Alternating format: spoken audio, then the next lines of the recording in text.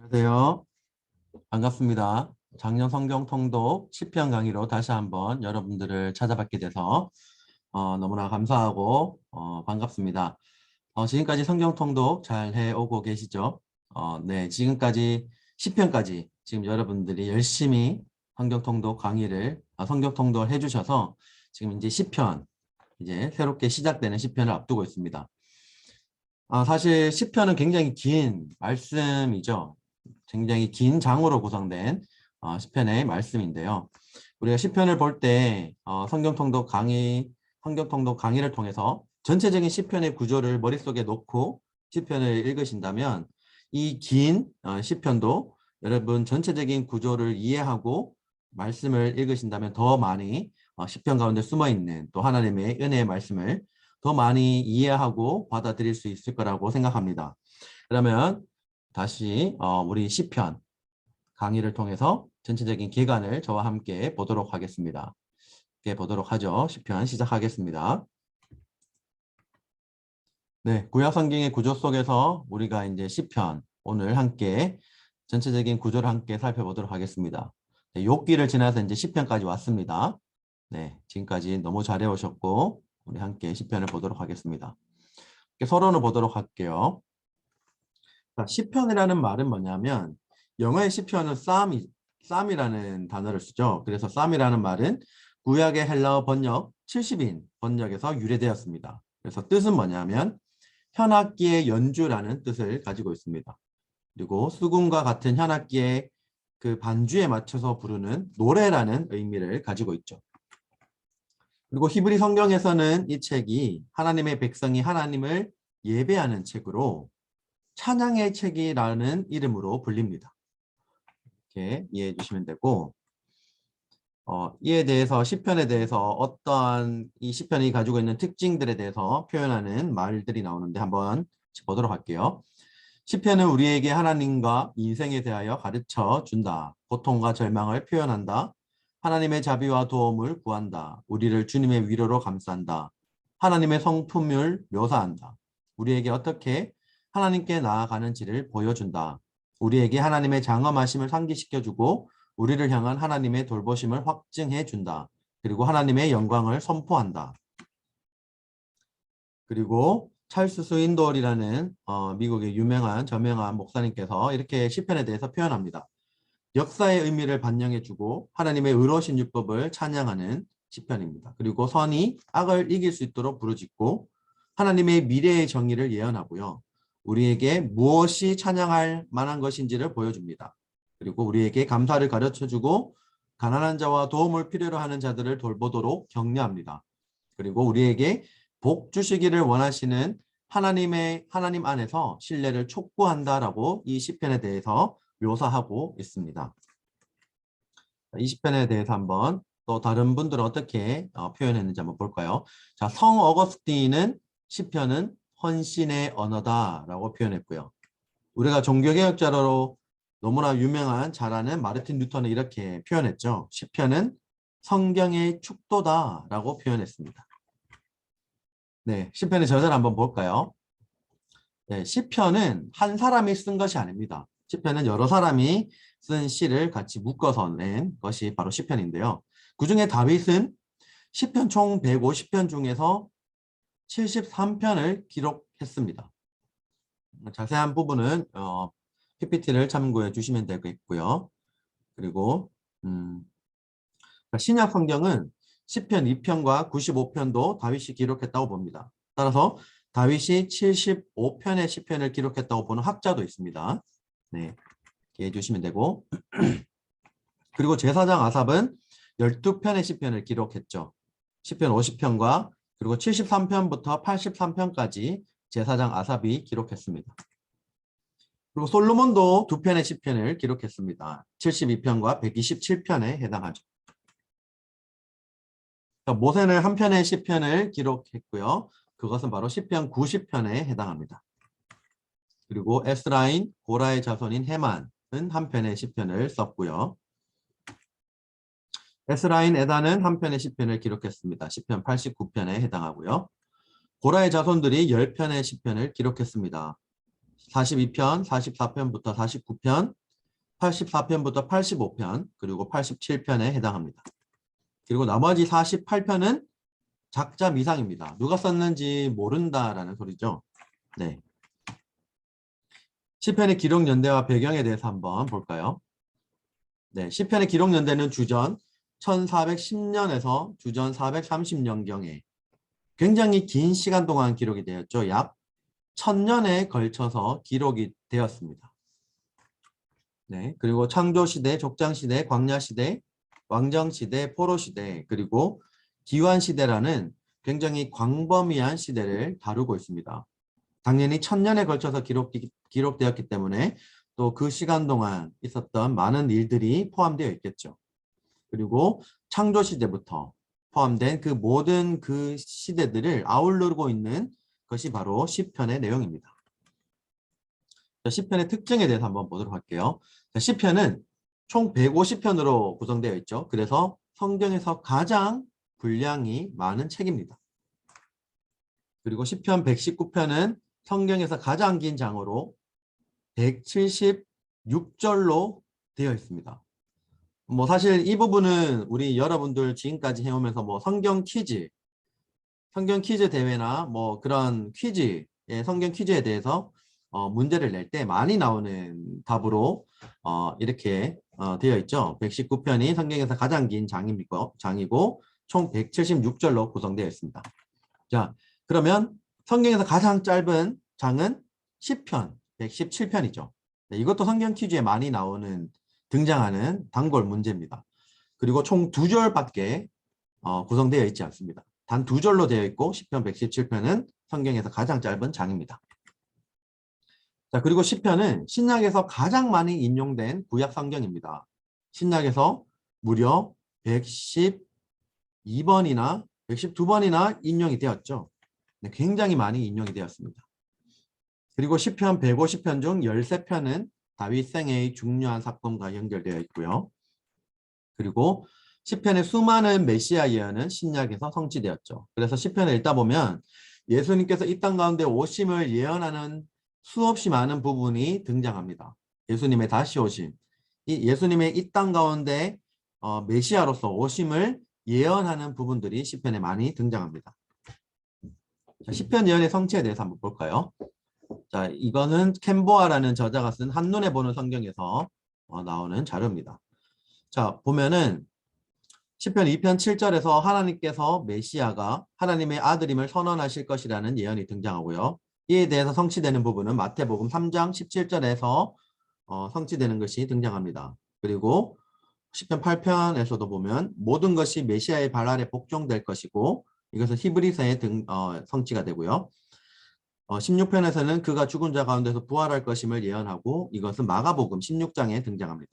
그리고 22편에 하나님께서 메시아가 간절히 도움을 필요로 할 때 그를 버리실 것임을 예언하는 장면이 이제 신약에서는 마태복음 27장에 이제 성취되는 내용이 나오고요. 그다음에 동일하게 22편에서 그가 멸시받고 조롱받을 것임에 대한 예언이 나오는데 이것은 누가복음 23장에 성취되는 것이 등장합니다. 네, 참고로 보시면 될 것 같고요. 네, 이 부분도 수없이 많이 예언들이 나오죠. 여러분들 이 표를 참고하셔서 한번 또 유한 신약 성경과 매치시켜서 보시면은 또 많이 이해가 되실 것입니다. 네, 이 부분은 참고를 해주시면 되겠습니다. 네, 이 부분도 네, 굉장히 많은 예언들이 등장하죠. 시편에. 그리고 신약 성경에서 성취되는 부분을 보여줍니다. 69편 또 시작해서 118편까지 또 이렇게 예언이 나오고요. 네, 그러면 시편은 다음과 같이 분류할 수 있습니다. 한번 볼까요? 애가 또는 탄원의 시로 분류할 수 있죠.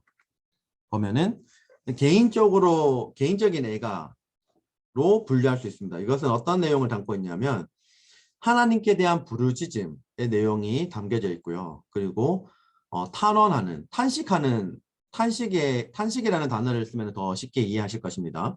탄식하는 내용이 있고요. 하나님에 대한 신뢰의 고백, 그리고 간구하는 내용이 나오고 찬양의 표현 또는 찬양의 맹세에 대한 내용이 나옵니다. 네, 애가 또는 탄원의 시는 이렇게 쭉 엄청나게 많이 나오죠. 이것이 이제 애가 또는 탄원의 시에 해당하는 시편의 장입니다. 102편, 뭐 109편도 있고요. 140편부터 143편까지도 애가 또는 탄원의 시에 해당합니다. 네, 그리고 또 다르게 분류할 수 있는 것은 국가에 대한 애가 또는 탄원의 시가 있고요. 그리고 감사의 시가 있습니다. 네, 하나님께 대한 찬양의 선언, 내가 찬양하리라 라는 성경 말씀이 등장하고요. 진술, 하나님께서 행하신 일, 그리고 구원에 대한 보고, 찬양에 대한 서원, 찬양 또는 훈계에 대한 내용을 담고 있죠. 여러분들 감사의 시 또는 선포적 찬양시는 이제 이렇게 해당합니다. 시편 21편부터 해서 총 66편 이렇게 등등이 있습니다. 이거는 이제 시편을 우리가 주제별로 분류하는 것이니까 여러분들 참고해서 보시면 되겠습니다. 네, 찬양시에 또 찬양시로 분류할 수 있는 시편이 있죠. 찬양시는 시편 33편부터 해서 PPT를 보시면 쭉 나와 있고 135편 등등이 있습니다. 네, 찬양에 대한 요청, 찬양의 이유, 결론 이렇게 내용이 나오고요. 그 외에 다음과 같은 시편들이 있습니다. 왕의 시 또는 제왕시라고 불리는 그런 시편이 있고 성전에 올라가는 노래가 있고요. 그리고 지혜의 시가 있고 메시아 시편이 있습니다. 이건 이제 분류상에 이런 저희가 임의적으로 편의상 이렇게 분류를 해놓는 것을 여러분들이 참고해 주시면 되겠고요. 근데 메시아 시편은 사실 이제 메시아 예수 그리스도에 대한 예언을 담고 있는 시편이죠. 그래서 여러분들은 시편에서 예수님께서 이 땅 가운데 오심을 미리 시편을 통해서 알 수가 있는 부분들입니다. 그래서 왕이신 예수 그리스도에 대해서 시편 2편부터 쭉 나와 있고요. 종이신 예수 그리스도를 표현하는 미리 예언하는 시편이 있고요. 인자이신 예수 그리스도 그리고 하나님의 아들이신 그리스도에 대해서 언급하는 시편이 이렇게 쭉 이렇게 PPT에 보시면 나와 있습니다. 네. 그리고 구약 시대에는 매일 아침마다 시편에 있는 찬양으로 하나님께 찬양의 제사를 드렸습니다. 그래서 창조가 총 7일 동안 이루어지죠. 이게 쉬는 날까지. 그래서 창조의 7일과 연관된 시편이 있고요. 하나님의 창조의 7일을 예배하기 위해 선택한 시편을 일주일 동안 불렀다라고 합니다.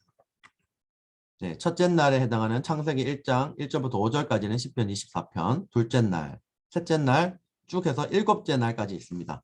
자, 여러분들 이 화면에 보이시는 이 목록을 참고하셔서 창세기 하나님께서 창조하신 그 7일 동안 있었던 그 부분을 시편에서도 다루고 있다는 사실을 여러분들이 기억하시고 한번 매치시켜서 다시 한번 보시면은 시편에도 창조를 다루고 있구나 라는 것을 알 수 있을 것입니다. 네, 화면을 참고해 주시고요. 네, 한번 전체적으로 개관을 보도록 하죠. 자, 시편을 보시면 여러분 시편은 총 5개의 분류상으로 나눌 수 있습니다. 총 5개의 다른 권으로 이제 나눌 수 있는데요. 제1권은 1편부터 41편, 2권은 42편부터 72편, 그리고 3권은 73편부터 89편, 자, 4권은 90편부터 106편, 그리고 제5권은 107편부터 마지막 150편까지 이렇게 나눌 수 있습니다. 자, 보시면 각자 강조하는 내용과 초점을 두고 있는 부분이 다릅니다. 그리고 저자도 다 다르고요. 여러분들 강조하는 부분을 보면 1권에 해당하는 1편부터 41편까지는 인류 창조에 대한 강조점을 두고, 자, 2권은 구원에 대한, 3권은 예배 성소에 대한 강조를 두고, 제4권은 인간의 방황, 하나님의 통치에 대한 강조를 두고 있고요. 자, 5권은 하나님의 말씀과 찬양에 대한 강조를 두고 있습니다. 그에 대한 내용도 1권은 개인적이고 2권은 묵상적이고 3권은 역사적 예배적이고 4권은 일반적이고요. 그 다음에 제5권은 예언적 자연적입니다. 이 전체적인 주제는 어쨌든 위대하고 선하신 하나님에 대한 예배를 다루고 있죠. 자, 1권을 보시면 자, 시편을 총 5부분으로 나눌 수 있다고 했죠. 그 부분 중에서 첫 번째 제1권 1편부터 41편까지는 창조주이신 하나님에 대한 예배를 다루고 있습니다. 네, 이렇게 1편부터 쭉 자세하게 나와 있습니다. 네, 이 부분을 화면을 참고하셔서 여러분들이 이 화면을 사진을 찍으셔도 좋고요. 여러분들이 이제 시편을 읽으실 때, 처음부터 읽으실 때 이러한 자료들을 좀 참고하셔서 신약에서 이렇게 인용되었고 1편은 이러한 내용을 다루고 있구나. 전체적인 주제를 지금 표에서 보여주고 있죠. 네, 이 부분 한번 참고해 주셔서 성경 통독을 하시면 조금 더 여러분들이 미리 읽기 전에 주제를 먼저 알고 읽으실 수 있을 것 같습니다. 자, 그 다음 보시면 11편부터 20편까지 주제가 나와 있고요. 네. 그다음에 신약에서 인용되는 부분도 나와 있습니다. 다음 넘어갈게요. 이제 21편부터 30편까지 자, 이렇게 내용이 나와 있습니다. 전체적인 각 편의 각 편마다 주제를 적어놨고요. 그 다음에 신약에서의 인용, 어떻게 인용되는지도 나와 있습니다. 신약에서 인용이 굉장히 많이 되죠. 그 다음에 31편부터 41편까지 또 각 편의 주제와 저자, 신약에서 인용되는 부분을 이렇게 보여주고 있습니다. 네, 이렇게 참고해 주시면 좋을 것 같고 자, 한번 볼까요? 자, 1권에 해당하는 건, 자, 첫 번째 부분 중에 가장 중요한, 어떻게 보면, 시편 1편이죠. 여러분들도 뭐 주일학교 시절이 있었다라면, 많이들 암송을 했던, 시편 1편은 전체적으로 암송을 많이 했던 부분이죠. 여러분들 보시면, 시편 1편을 함께 보면 두 가지 대조적인 삶의 모습이 나옵니다. 복 있는 사람이 나오죠. 복 있는 사람은 하나님의 말씀과 조화를 이루어 악을 멀리하고 형통하는 삶을 사는 자입니다. 그리고 네, 이에 대한 자세한 내용이 나와 있고요. 악인의 길을 쫓지하고 죄인의 길에 서지 않고 오만한 자의 자리에 앉지 아니한다. 여러분들 다 암송 많이 하시는 그 성경 말씀이 떠오르실 겁니다. 내용이. 복 있는 사람은 하나님의 말씀을 즐거워하며 주야로 묵상하는 자죠. 네, 복 있는 사람은 열매 맺는 형통한 삶을 삽니다. 자, 그와는 대조적으로 악인이 등장합니다. 자, 이 악인은 멸망의 삶을 살아가게 되죠. 악인은 바람에 나는 겨와 같은 무가치한 삶을 살고요. 그리고 악인은 의인들과의 교제에서 제외되어서 심판을 받습니다. 악인은 그리고 여호와의 인정을 받지 못해서 멸망에 이르게 됩니다. 자, 그다음 자, 시편 전체적인 부분에서 이제 두 번째 부분에 해당하는 42편부터 72편을 보도록 할게요. 자, 이 부분은 구원자이신 하나님에 대한 예배를 다루고 있습니다. 할게요. 동일하게 이것도 네, 10편 42편부터 쭉 그 각 편의 주제와 저자, 신약에서 인용되는 부분을 다루고 있습니다. 표를 참고해 주시면 되겠고요. 자, 그 다음에 51편부터 또 60편까지 전체적인 주제 그리고 신약에서 인용되는 부분을 표에서 보여주고 있습니다. 자, 보겠습니다. 61편부터 72편까지 또 각 편의 주제, 저자, 신약에서 인용되는 부분을 다루고 있습니다. 네, 표를 참고해 주시면 되겠습니다. 자, 그 다음으로 넘어갈게요. 자, 시편을 총 5부분으로 나누었을 때 이제 세 번째에 해당하는 부분 73편부터 89편에 해당하는 시편을 보겠습니다. 자, 이 부분은 성소에 계신 하나님에 대한 예배를 다루고 있습니다. 들어갈게요. 동일하게 73편부터 쭉 이제 각 편의 주제, 저자, 인용에 대한 부분을 다루고 있습니다. 네, 표를 참고해 주시면 될 것 같고요. 그 다음에 84편부터 또 89편까지 네, 저자가 다양하죠. 고라, 그 다음에 다윗도 있고요. 헤만도 있고 에단이라는 사람도 있습니다. 자, 이렇게 다양한 저자가 계속 반복되면서 또 이제 돌아가면서 시편이 이렇게 계속 이어집니다. 그리고 그에 대한 주제가 나오고요. 네, 신약에서 인용되는 부분도 나옵니다. 자, 그러면 이제 네 번째 부분 한번 볼까요? 총 시편을 5개 부분으로 나눈다고 했을 때 이제 네 번째 해당하는 그 제4권에 해당하는 부분 10편 90편부터 106편까지 다루고 있죠. 인생살이 속에서 하나님에 대한 예배라는 주제로 제4권에 해당하는 시편이 이 내용을 다루고 있습니다. 동일하게 90편부터 쭉 각 편의 주제, 저자, 인용에 대한 부분을 다루고 있고요. 네, 여기서 90편은 누가 썼다고 했죠? 네, 모세가 쓴 시편도 있습니다. 기억해 주시고 네, 이렇게 참고해 주시면 되겠습니다. 자, 101편부터 또 106편까지 다윗이 쓴 시편도 있고 미상인 시편도 있고요. 각 편의 주제에 인용되는 부분 참고해 주시면 되겠습니다. 자, 이제 마지막 부분. 자, 시편을 5개 부분으로 나누었을 때 마지막 제5권, 자, 107편부터 150편에 해당하는 제 마지막 부분, 5권에 해당하는 부분은 율법의 순종함으로 하나님께 예배하는 내용을 다루고 있습니다. 동일하게 자, 107편부터 쭉 각 편에 해당하는 주제에 인용되는 부분이 나옵니다. 네, 이 부분을 기억하셨다가 각 편의 주제가 뭔지 먼저 한번 보시고 또 각 시편을 읽어 나가시면은 마음이 도움이 되실 겁니다. 그 다음 보도록 할게요. 자, 122편부터 133편까지 또 주제가 나와 있고 저자 인용되는 부분이 나옵니다. 네, 중간에 받아보면 다윗도 있고 뭐 솔로몬도 쓴 시편 127편도 있죠. 네, 가정생활에서 하나님의 복을 구하는 내용을 다루고 있습니다. 자, 그 다음 134편부터 141편까지 내용을 보시면 되겠습니다. 네. 자, 이렇게 이제 전체적으로 계속적으로 142편부터 150편까지 이제 마지막 부분을 다루고 있죠. 네. 이 주제 인용되는 부분 저자까지 네, 참고해 주시면 되겠습니다. 자, 그러면 이 중에서 중요한 시편을 다시 한번 뽑아서 한번 보도록 하죠. 시편 127편은 가정생활에서의 하나님의 복을 다루고 있는 시편입니다. 여러분 보시면 127편을 보시면 가정의 기업은 믿음으로 추구될 때만 가치가 있고 만족스럽다라고 시편 저자가 고백하죠. 주 안에서의 믿음을 떠난 가정의 행사들은 방향도 없고 능력도 없습니다. 그리고 하나님에 대한 헌신, 믿음이 없이 가정 세우는 것은 헛되고요. 하나님께서 보호하지 않는 데에서 안전함을 찾는 것은 헛됩니다. 하나님께서 보호하셔야지 안전할 수 있는 것이죠.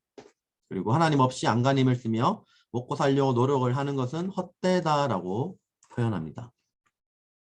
그리고 주님을 의존하는 삶은 안전하고 만족스럽고 그리고 하나님께서 자녀를 주심으로 가정의 행복을 더해줍니다.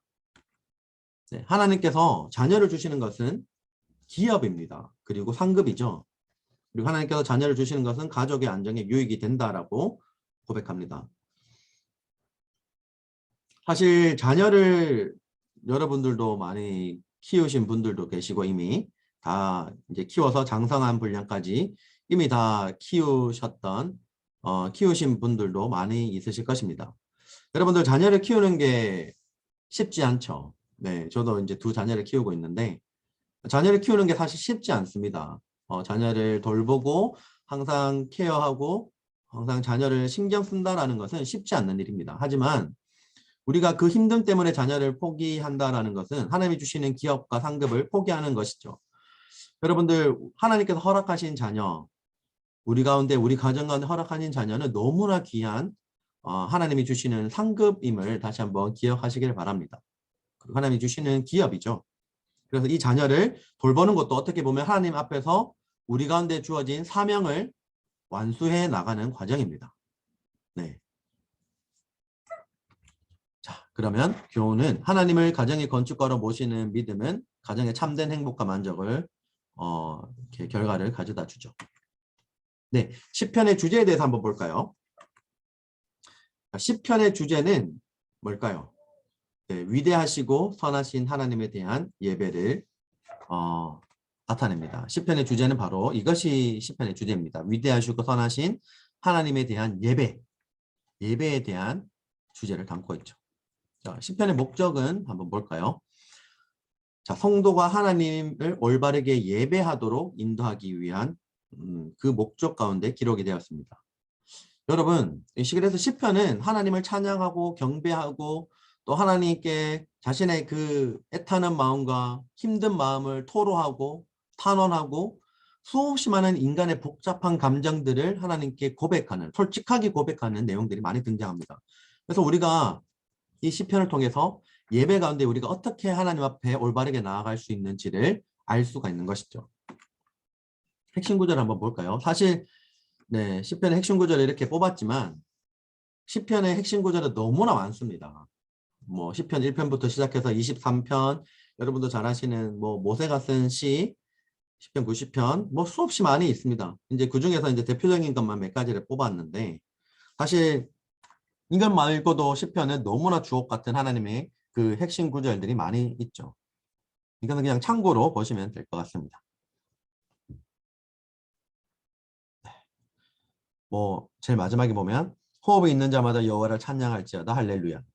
그래서 우리 찬양의 가사를 보면 여러분들도 찬송가나 이렇게 우리가 흔히 부르는 CCM이라고 부르죠. 그래서 일반적인 찬양의 가사를 보면 시편에서 따온 가사들이 정말로 많이 등장합니다. 네. 보시면 되고, 자, 시편을 통해서 우리가 적용할 수 있는 부분은 뭘까요? 시편은 하나님에 대한 예배를 가르쳐 주죠. 그래서 특별히 시편 100편은 시편 전체를 대표해서 우리가 하나님께 즐거움과 기쁨으로 예배를 드리며 찬양해야 되는 이유를 이야기합니다. 자, 시편 100편 한번 그래도 대표적으로 한번 보도록 할게요, 같이. 자, 시편 100편이 밑에 나와 있습니다. 한번 읽어드리면, 온 땅이여 여호와께 즐거운 찬송을 부를지어다. 기쁨으로 여호와를 섬기며 노래하면서 그의 앞에 나아갈지어다. 여호와가 우리 하나님이신 줄 너희는 알지어다. 그는 우리를 지으시니요 우리는 그의 것이니 그의 백성이요 그의 기르시는 양이로다. 감사함으로 그의 문에 들어가며 찬송함으로 그의 궁정에 들어가서 그에게 감사하며 그의 이름을 송축할지어다. 여호와는 선하시니 그의 인자하심이 영원하고 그의 성실하심이 대대에 이르리로다. 아멘. 자, 방금 읽었던 시편 100편의 내용을 한번 보도록 할게요. 우리는 하나님과 우리의 관계 때문에 우리의 즐거운 찬송과 섬김으로 하나님께 감사의 찬양을 드려야 하죠. 네, 즐거운 찬송과 섬김으로 감사의 찬양을 드려야 하고, 네, 이에 대한 내용이 나오고요. 우리는 그분과 관계, 우리의 관계 때문에 하나님을 찬양해야 합니다. 자, 우리는 하나님께서 우리의 주님이시기 때문에 찬양해야 하고요. 우리는 하나님께서 우리의 창조주이시기 때문에 찬양해야 합니다. 그리고 우리는 하나님께서 우리의 목자이시기 때문에 찬양해야 하죠. 우리는 그리고 하나님의 성품 때문에 우리의 감사의 기도와 하나님의 이름을 통축함으로 감사의 찬양을 드려야 합니다. 우리는 감사와 찬양의 기도와 하나님의 이름을 송축함으로 찬양을 드려야 합니다. 네, 이렇게 그 내용이 나와 있고요. 우리는 하나님의 성품 때문에 하나님을 찬양하고요. 하나님은 선하신 분이죠. 그래서 선하신 분이시기 때문에 우리가 하나님을 찬양합니다. 하나님의 인자하심이 영원하기 때문에 하나님을 찬양하고 하나님의 성실하심이 영원하기 때문에 하나님을 찬양합니다. 이를 통해서 우리가 받을 수 있는 교훈은 하나님에 대한 감사의 찬양을 드려야 하는 이유는 하나님께서 우리의 주님이시고 하나님은 선하시고 하나님의 인자하심과 성실하심이 영원하기 때문임을 우리가 알 수 있습니다. 자, 마지막으로 여러분들이 적용할 수 있는 것은 하나님께서 여러분의 삶 그리고 가정, 직장, 교회를 통하여 하신 일들을 다시 한번 생각하시면서 적어도 3가지를 생각하셔서 감사하며 찬양해 보시기를 바랍니다. 여러분 가운데 감사할 제목이 무엇인지 시편을 읽으면서 다시 한번 기억하시고 여러분의 삶 가운데 항상 선하시고 성실하시고 인자하신 하나님께서 여러분의 삶을 어떻게 다스려오고 지금까지 인도하셨는지 그 감사의 제목을 다시 한번 기억하시며 하나님을 찬양할 수 있기를 바랍니다. 자, 그러면 여기까지 해서 시편 전체적인 개관을 저와 함께 보았습니다. 지금까지 시편을 시편 강의를 함께 들어주셔서 너무나 감사하고 또 시편 끝까지 150편까지 포기하지 않고 그 안에 깃든 하나님의 주옥과도 같은 말씀을 내 삶에 적용함으로 이 성경 통독 강의를 통해서 여러분들의 삶이 더욱더 풍성해지시기를 주님의 이름으로 축복합니다. 그러면 저는 다음에 또 작년 성경 통독 강의로 찾아뵙도록 하겠습니다. 그럼 다음에 뵐 때까지 끝까지 성경 통독 잘 해주시기를 부탁드립니다. 감사합니다.